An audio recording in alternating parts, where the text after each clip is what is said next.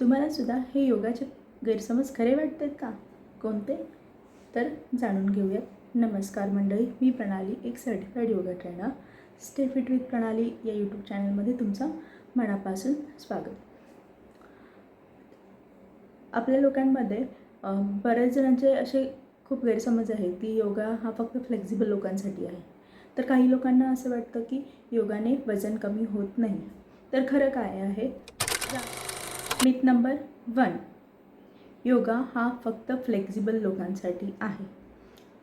हा सगळ्यात मोठा गैरसमज आहे की योगा हा फक्त फ्लेक्झिबल लोकांसाठी आहे. तर तसं नाही, योगा हा सर्वांसाठी आहे.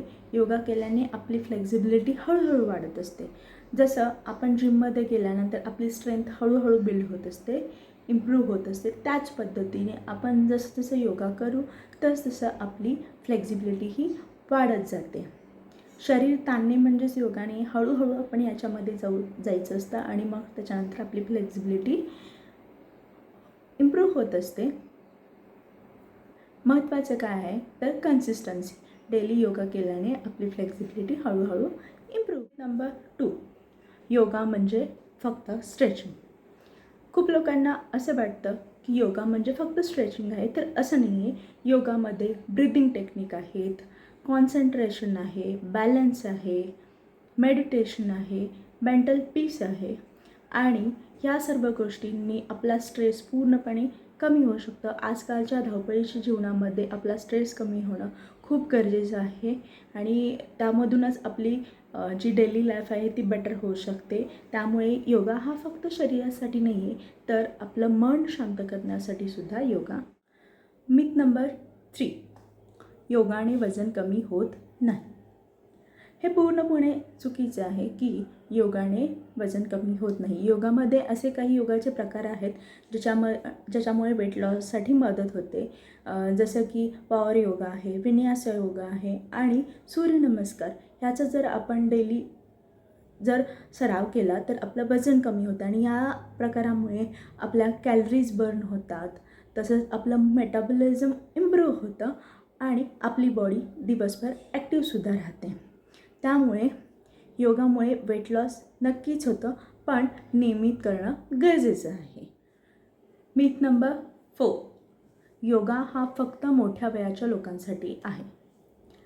आपल्याकडे असं समजलं जातं की योगा हा फक्त मोठ्या लोकांनी किंवा मोठ्या वयाच्या लोकांनी केलं जातं, पण असं नाही आहे. आजकाल सगळे स्टुडंट्स आहेत, ऑफिस वर्कर्स आहेत, ॲथलेट्स आहेत, हे सगळेजण योगचा अभ्यास करतात आणि या योगामुळे काय होतं तर आपला जो स्ट्रेस लेवल आहे ती कमी होते, आपली एनर्जी आहे ती वाढते आणि सगळ्यात महत्त्वाचं म्हणजे आपलं पोश्चर आहे ते सुधारतं.